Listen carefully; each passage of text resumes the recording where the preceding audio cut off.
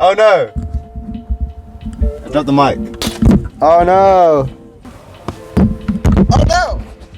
Oh my god. What are you saying? I'm alright, what are you saying? I'm cold. I'm nursing back some illness. Ah. That's my excuse for not listening to these albums now. Oh really? For all year? Yeah, all year. 2022? 2022, man. What year? You said you didn't click with too much stuff this year. Yo, it's such a struggle to find 10 albums for this Really? year. At one point I was gonna call you and be like, yo, should we do top 5 instead? No way. Yeah. But we set a goal and I've met them. It's weird because a lot of people dropped this year. Like Everyone dropped in Q3, Q4. Yeah. And I kind of felt the same as you, where despite everyone dropping, I didn't really click with a lot of stuff. Yeah. But then November happened and I was like, okay. Yeah. I kind of like everything that's coming out. Right. My number 10 is The Family by Brockhampton. Oh, Yeah. shit. Okay, Yeah. number 10. Yeah. This is it's a last one of the last Brockhampton albums. Yeah. It's not really a Brockhampton album because it's just Kevin Abstract and I think Ramil and Bareface on producing. Yeah. It's a kind of weird album. It's like a breakup album, but about the band breaking up. If you like the college dropout, the late registration era, Yeah. if you miss the old Kanye, I think this is an album for you. There's like so many Easter eggs. in there. he leans into that a lot to the point where sometimes it gets a little distracting. Yeah. Where I'm like, wait, what? It's nice though. It's like a little Yeah. trip in like memory lane kind of thing. Like Yeah. nostalgia definitely hit drips in it. Yeah. They even Yeah, it's a very nostalgic album. Yeah. All the songs are like little like vignettes, they're like snippets, and I think Yeah. that does put a ceiling on how good the songs can get. I think it's one of its quirks though. I think it's one of its like cool nuances that make it special. Okay. It feels like a vent session, doesn't it? Yeah. And he kind of skips around all over the place and it kind of flows very well, but I do feel like it puts a ceiling. Like, I do think this is a below average Brockhampton album. Oh yeah, for sure. In like the discography, this will not be the shining light. But I still enjoyed it and like it still flows well and like I do think Kevin Abstract does put a lot of heart into it. Yeah. What's your number 10?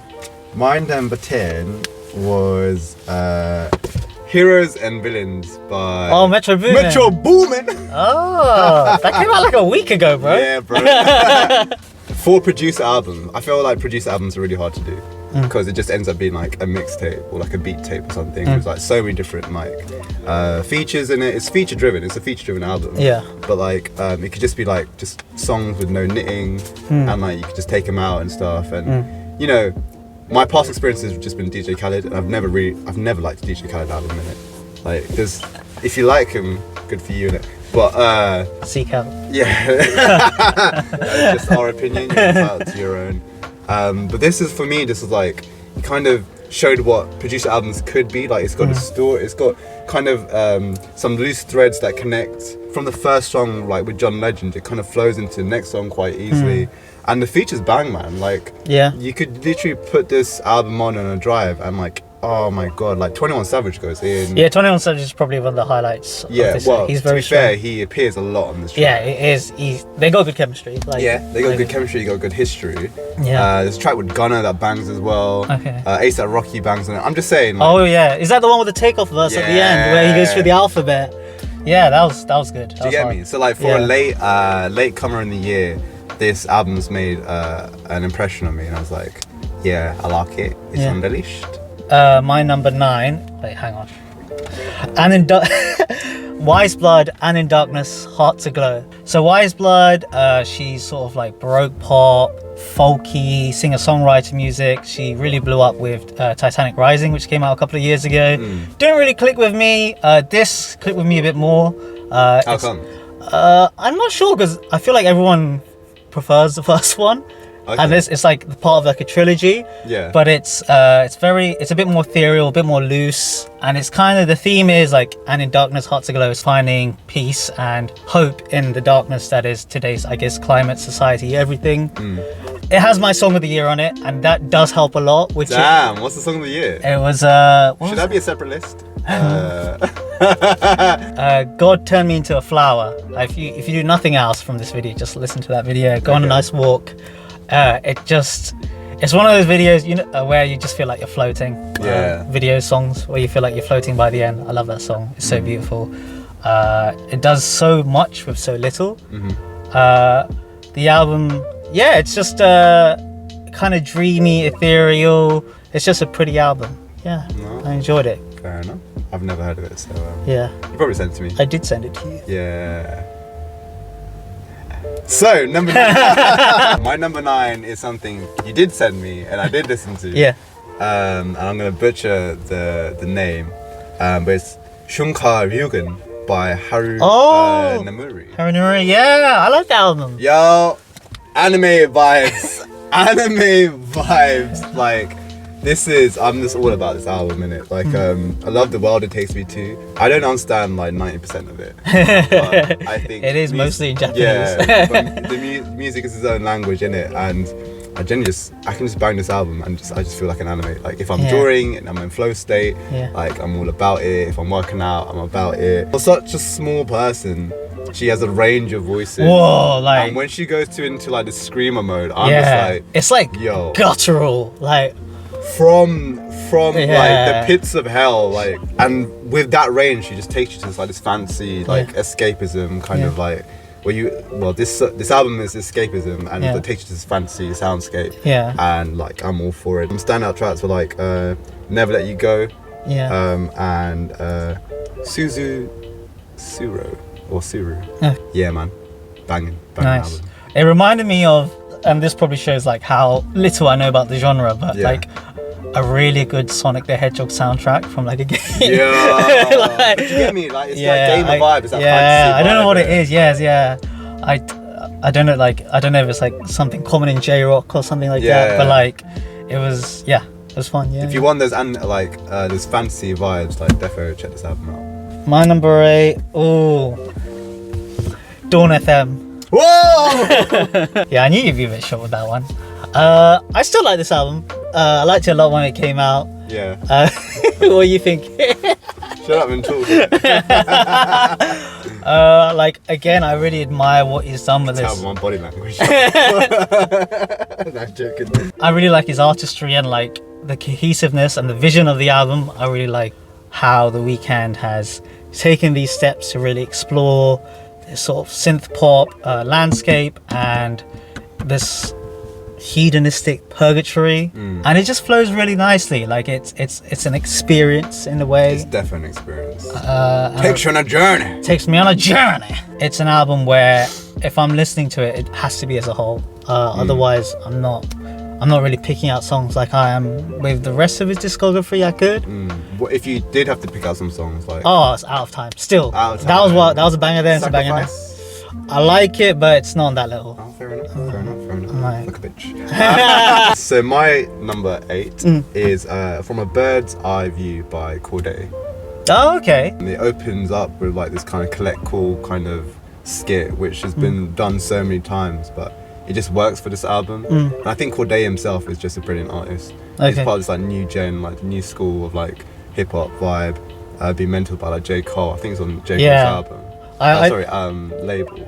Yeah, I don't really remember this album to be honest, but on his last one, I remember thinking he sounded a lot like J. Cole. Yeah, he's a little bit, honestly, when you listen to this album, he's a little bit of J. Cole and a little bit of Kendrick. Okay. Like, you could, so much to the fact that you could literally take him off and you could put J. Cole in. Okay. That's my kind of gripe with it, because I don't feel like he's developed a uniqueness kind of thing. Yeah. But it's nice, it fills the gap that J. Cole's left in terms of there's not a good J. Cole album, no offense.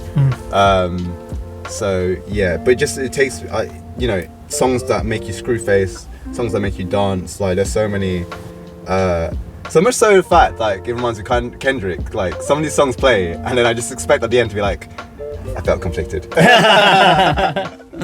Like, yeah, but there's nothing there to kind of keep me kind of intrigued. And I think going through this top 10 list, this Quincy Jones quote that I heard recently kind of resonates with me.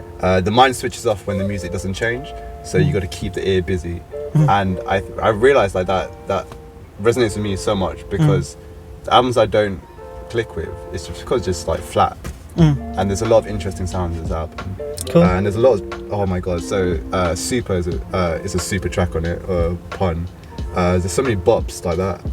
So what I'm trying to say is, interesting album, good hip hop. If you like your hip hop, if you like J. Cole, if you like Kendrick, go for it. My number 7 is Renaissance by Beyonce. Fair enough. I don't know why I'm looking at your for your Why do you need my approval, bro? I don't know. I mean, this album's great. I think Beyonce's come back again. He starts off a new era for herself by bringing disco, afro, industrial, club, techno, all these sort of like genres of dance music, blending them, making like a 1 hour dance experience, putting from a lot of sort of like traditionally black and queer communities, and paying homage to them. Like, she is on form with this album. Like, Virgo's Groove, I'm still banging it. Like, this was probably like my summer album for a bit. Like, it was yeah, I just really enjoyed it. Like, it's really strong. The production, like I said in our review, it feels like it's made by a lot of people, and I kind of like it for that. It has so many ideas and so many phases. Like, the songs are really fleshed out and developed. But yeah, I love what she's done on this album. My number 7 is Hugo by Loyal Conor. Yeah. That right now? Cool. This is a sad album. Yeah. Oh. This is a sad but also inspiring. But also, it tackles some hard issues. Isn't it? Yeah. It's a long, hard look at the artist himself, and kind of, it's like diary extracts. Yeah. And like, you're looking at his soul and like his insecurities. Yeah. It's got really like jazzy. But against this feel. really natural like soundscape. Yeah. And it's so organic because like I think it's done with a live band. And like, there's nothing like plastic about it. It does feel very raw. It feels very homegrown as well, like RZA kick vibes. Like he's British. Yeah, he's from South. He's from South. Yeah. And he explores like really kind of, what do you call it? I guess difficult concepts. Or it shouldn't be. It's about his relationship with his father, his right? father, with race. Yeah. Well, from that race, being from like a mixed race background, how that's played a part in his upbringing. Yeah. But yeah, it highlights his father-son relationship, and it ends on this really nice kind of like skit with him. Oh yeah, them trying to play chess and stuff. Yeah, trying to organise cute. them meeting up. So it's like him kind of falling out with his dad, but then at the end, him kind of reconciling and building up that relationship again. And there's a lot of cool vibes in it, a lot of cool songs like Hey, Nobody Knows, but it's a really intense album and I can't always play it kind of thing. Yeah, that's fine. So that's why it's like not any higher kind of thing, but it's stuck with me, right? Yeah, this album stuck with me. It's very heartfelt. Yeah, I know what you mean. He bears his soul, and it feels very real and organic. Yeah. And I like that about it. My number 6 is Love for Rent by Samina. No way. Yeah, I really like this album. Okay. It's such a, I mean, Samina is one of those people that like whenever he comes on a feature, I'd really enjoy it, but I just didn't get that same vibe from his full length. Album, yeah. But this album, it's it. He's arrived. It's a really colourful, vibrant album. Like this album. The cover art as well. It's really cool. It's really creative, and I think it's like, if you like Outkast, you will like this album. Yeah. It's very heavy on the Atlanta inspo. South, like 90s Outkast vibes. And it's just an album like, I think what's interesting, Smino is just very interesting. Like he blurs that line between singer and rapper very well. Like he hops into all these like crevices and pockets. He like plays with his voice and like strains his voice in like really weird ways. And it's got a really wide range. And he's just very defined in how he is. Like no one quite sounds like him.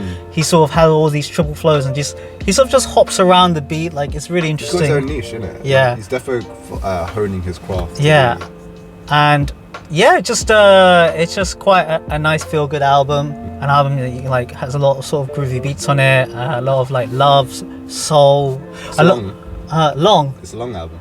I don't think it was that long. A lot of soul elements, a lot of hip hop and R&B, and just blends it to make just a very like wholesome feeling album. What I realised from doing this list is like this year I've been very basic. I've only revisited like a few albums. Yeah. I don't know if it's just because I'm been a bit kind of, that's where my mindset has been. Yeah. But, so yeah, all this pandering. My number 6 is It's Almost Dry by Pusha T. I don't think it's that basic. He sells coke, innit? That's true. It's true. He used to sell coke. He's very good at talking about that. And he likes to talk about it. That's literally what this album is. It's just an escapism into that world. It's braggadocious, it's large. I think the main thing for me is just like the Pharrell v Kanye production on this. Yeah. is such an attraction. Like Yeah. it just keeps my ear busy, kind of thing. Who did you prefer out of the two? Bro. Pharrell. Yeah. Me too. I think. I like the Kanye bits. Yeah. I wasn't a fan of his features, like when he actually like rapped in it. I was like, yo, get some help, bro. I just kept on coming back to it, man. It's such a nice length. It's got good variations in there. Yeah. Really interesting soundscapes created by the different like production artists. Yeah. But this is one song I kept on coming back to, Just So You Remember. And Okay. And the sample, I think it samples Thursday, but it's just so interesting. Like, because I've heard the original before, and the way they sample it, and it's just like, and Push's verse on it as well. It's just, it's just it's a contender for like one of my favorite songs of this year, kind of thing. Oh, nice. And it's got like a lot of quotable stuff on it, like yesterday's press is not today's press. Yeah. You just got that cold. Yeah, like when you get a Pusha T album, you know what you're gonna get. Yeah. Pusha's delivery is just so iconic. Yeah. And so cold and so harsh, and like just makes you So measured. Yeah. so measured. Like he is Like a sniper. Yeah, he's just so good with it. Yeah. He comes correct. Like it's mad. So yeah. My number 5. One Ooh. top 5. Top 5. Top 5, baby. Okay. Top 5. You ever listen to an album that makes you think, was I wrong about this person? Yeah. Yeah, so for me, this was King's Disease 3. No way. Yeah. And obviously Nars is like a hip hop icon. He's a guy. Yeah, but he's never clicked with me, like Illmatic and even his more recent stuff. King's Disease, I know you like number 2, right? Number 2 last year. And like, I skimmed through it, I saw some stuff, like King's Disease 1, again, some of it clicked, but not really. Yeah. This one is just all killer, no filler. Like, him and Hit Boy, like, Okay, yo, Hit Boy. Hit Boy kills it on this one. I feel like his beats on this, they're not like overly complex. He actually produced some stuff on Corday's album as well. Really? Yeah, I mean, he's sick. Like, he doesn't do anything super complex, but all the beats, like, they're always like morphing and changing and evolving. It's and interesting. Yeah. Yeah. He's like, and the beats change. It really feels like the two of them. Like, I'd be really interested to see how their creative process. Yeah, because I really hope feels they're in like the lab together. Literally, like. Yeah, I think they are because like it just feels like they have such good chemistry. Yeah. And like Nars isn't rapping like this back in the day. Like, I feel like, I don't know if it's Hit Boy pushing him or the beats are pushing, or they're pushing each other. Well, but he's like, had to like evolve to kind of cater to this new audience and stuff. Right? Yeah. That's the problem with like older artists. Yeah. Like, how do they survive? it's mad. This guy's been relevant for like 30 years. Like, he's talking about his time growing up in Queens, New York, but he also like is talking about mortality and, you know, once a man, twice a child, where he's like, you know, one day I'm gonna be in diapers again.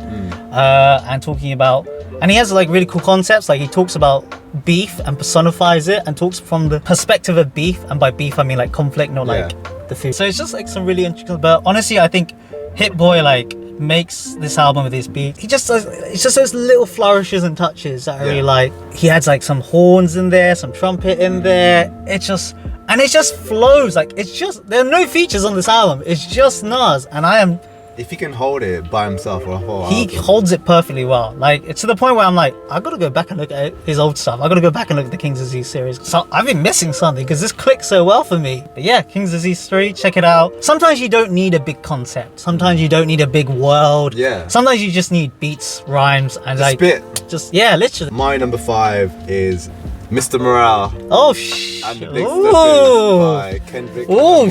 she. Oh she. So I won't go into detail about the album. I grieve different. I grieve different. We have a whole video on, you know, what we thought about the album at the time. Yeah. Since then, I didn't really revisit the album. I Okay. appreciated it, and I think my comments on that video stand true. So much so that this was going to be lower on the list. Oh wow. But then we saw him live, and that just changed everything. Seeing his vision, and like, I think I'm biased now because seeing the whole kind of artistry behind it even more live, and just like vibing with it more, and making me want to listen to the album more. Like, it defo pushed this album higher up in the list. Fair and enough. I love how it's like a theatre show, and me seeing it live felt like a theatre show. And I love It did bang live. I love this album for giving me that experience, and I'm grateful like experiencing it with you as well. So that's why it's on my top 5. Number 4. Number 4. Oh, it's Melt My Eyes, See Your Future by Denzel Curry. No way. Yeah. Denzel Curry, Florida rapper. He's been one of those people that we've seen him live. Like he's been someone. We've seen him live, and we've also met him briefly. He spotted me. But this album is his best album, I think. He's been someone I've always appreciated, but I feel like his albums never stuck with me. Okay. I feel like most of the time, like he just made banging songs for the gym playlist. Even Taboo. Yeah, I don't really go back to it. Okay. I don't really go back to it. Like I felt like his flow game is great. Yeah. I love his first. Walking was my song of the year before God Turned Me Into a Flower. Like I love that song. I love how like half the time he just goes the sample changes and he just goes double time. Yeah. Again, this is very introspective album. Unlike a lot of his past work, he like really tones down like the yelling and like it's a lot more introspective. Like matured. Yeah, it's a lot more mature. Like I think I watched an interview where it's like he hit sort of like a rock bottom, and this is what he made after sort of realizing that, coming up from that. Very introspective, very sort of conscious album. I like how he sort of explored this psychedelic jazzy sort of sound, but also kept trap elements on it. The production's quite nice. It flows very well. Like he's clearly got like a vision. Yeah, I just really enjoyed it, and I feel like he's stepping into like a new era for himself. Yeah. With this, where he's. I'm really excited to see where he goes. My number 4. My number 4. Yeah. I'm gonna butcher his name as well. I'm so sorry. Theatopia by B. Oh. So, B.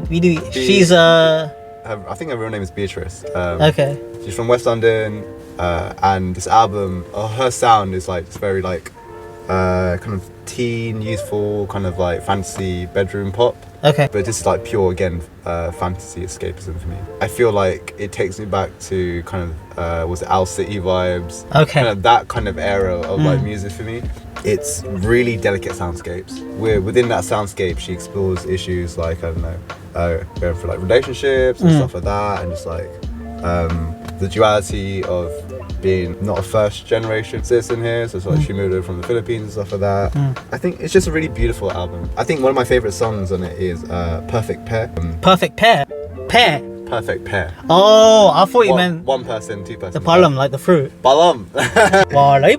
Balam. You know it. Perfect Pair, it gives this like really artsy, like foreign, like vibe. Imagine like a foreign high grain film vibe. Like I don't know, like you do get like Cannes Film Festival. Yeah, like, this album is just that sonically. It's a beautiful album. Okay, nice. Album. Oh, I'm glad. I didn't catch that one. I think I sent it to you.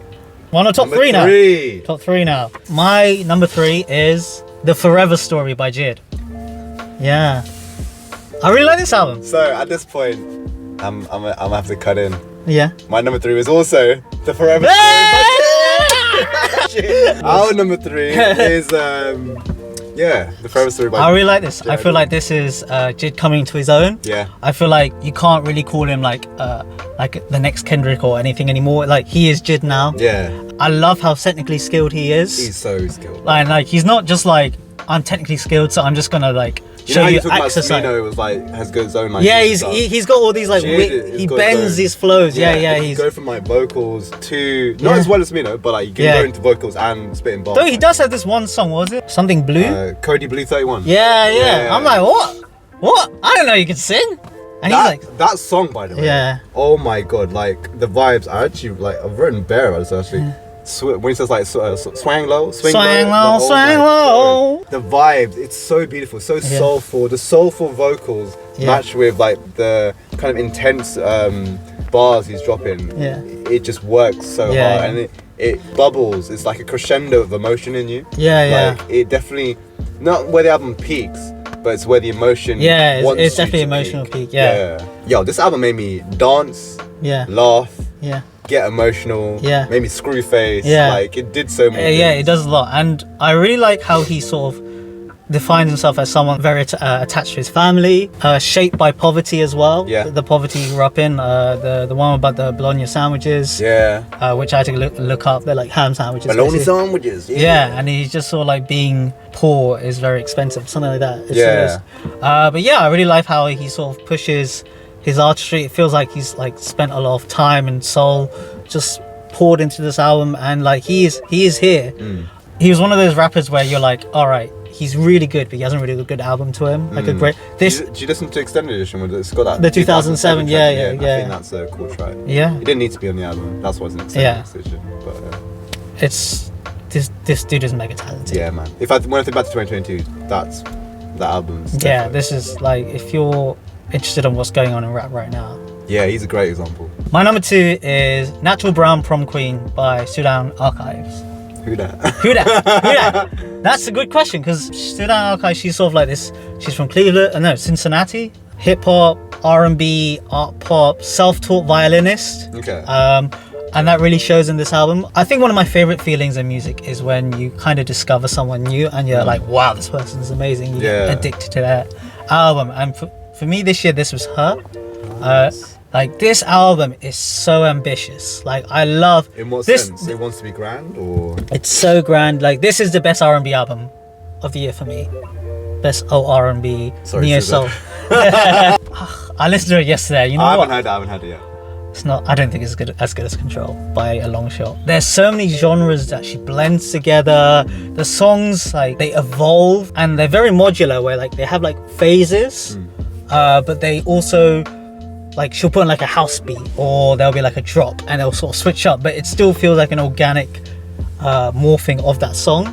It doesn't feel like she's just mashing like different genres together. It just feels like a nice blend. She's got such good range. She's got like legit trap bangers on here, but she's also got like really like heart-wrenching ballads on here. And like just the hook game is really good. The songwriting is really good. I just love the ambition. Like she's fully self-actualized in this album. Like there's like some very earnest cuts, some really raunchy cuts. Like there's a track called Milk Me. and she wants to anyway. I think we know what she wants you to do. Trying to do my best Steve Harvey impression there. It's so layered, so dense, so lush. This is a good. It's a good album. It's a good album. My number 2 is an album we've already spoken about. It's Brockhampton The Family. Oh no way! Yeah. Damn, number 2. I remember the first time I listened to this, you sent it to me. You're like, yo, Brockhampton have dropped. I think I was driving to watch a movie, and it was like it's the exact length of the album. Yeah.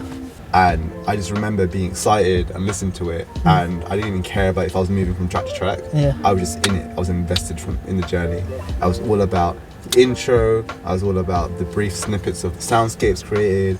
I was all about the drama. Like in the back of my head, I'm like, this is their farewell album. Like this is how it's meant to be. It's not meant to be like something for you to sit on. This is like they're distraught, they're breaking up, yet they want to leave with a bang. Yeah. So it kind of the environment they create just makes sense. It's kind of chaotic and everywhere. Yeah. And it's imagine if you had to leave your home. Yeah. Or kind of it kind of reminds me of like the Doctor Who scene where it's just David Tennant's where he's about to die and he's like, I don't want to go. So he just like, sets everything alight. Yeah. That is interesting because it does feel like he doesn't want the band to end. No. But then he spends half the album talking about how he wants it to end. he made it end. Yeah, literally. Like how he was very problematic. Like there's so much like drama in it, and like it was just no skips to me. Yeah. And then I listened to it again, no skips to me. Yeah. And listened to it again, no skips to me. And Yeah. like no skips. And there are weaker tracks and there are better tracks in it, but it's just like as an album, I can't take any songs out. But as an album, it stands correct. My number 1 is Mr. Moran, Big Steppers by Kendrick Lamar. This is a heavy ass album. Like I think that's exactly what I said last time. And this is an album where I listen to it and I come back and I'm just like, whew, that was an album. I really like how he sort of pushes his artistry. I really like how he sort of, this is his most like human. It's for him. Yeah, it's his most, he really bears his soul on here. It's very warts and all. He just really takes some risks on this album, which I really appreciate. Like some of the beats on this are so weird, and he's still like rapping on a lot of this album. And I'm still feeling conflicted. Yeah, and I just really like how he also just plays around with lots of new ideas. It's not going to be for everyone. Like some people might say it's a bit too quiet or for them, or like you said, a bit too long. It's a very interesting step in his career. No, so my number 1 album has lasted me the whole year, and I've come back to it on several occasions, and it makes sense on a cold morning, like Monday morning. It makes sense in an afternoon. I think it's back. It is an album you've already mentioned on this list already. it is Dawn FM by The Weeknd. Stop tap dancing that conversation. I'm all in it. Damn, Like, that's interesting. the As world- time's gone, I feel like you've liked it more, and I've not liked it as much. And it's just because I think it all starts with that intro, innit? Yeah. This so like it's kind of like waking up into a new world. It's really ethereal, and I would just bang it in like my morning drives if I had to like commute to like to work and stuff. And it would just like last like that journey. And I love the world he built, like that he's continued in from After Hours. I love the whole kind of overarching like narrative. I love the 80s vibe in it. I love the exploration of like life and death and legacy and learning from your mistakes and kind of making mistakes in the pursuit of becoming better. I love the refrains. I love like the sonic landscapes he creates, like Sacrifice. I feel like I could just play that track over and over again, and it makes me want to dance. It makes me want to deep myself at the same time. What this album means for The Weeknd as well is like After Hours was kind of dipping a toe in kind of a new direction sonically. Yeah. This staples his new direction in sound.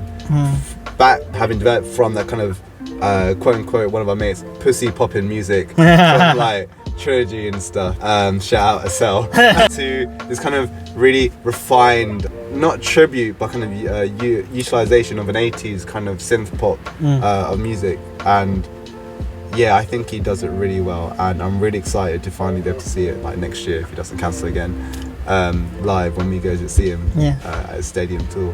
But yeah, just it starts beautifully, it ends beautifully. Question. Go on. This or After Hours? Because they were both your This. album of the year. This! Yeah. Whoa! That's quick as I did. The Jim Carrey quote of like, you know, Oh, you got to be heaven. to see heaven. Yeah. I think That's that's cute. stuck with me.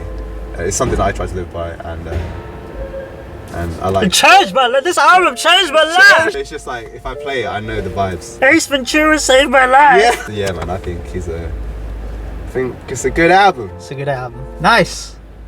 That's 2022. 2022. Calm.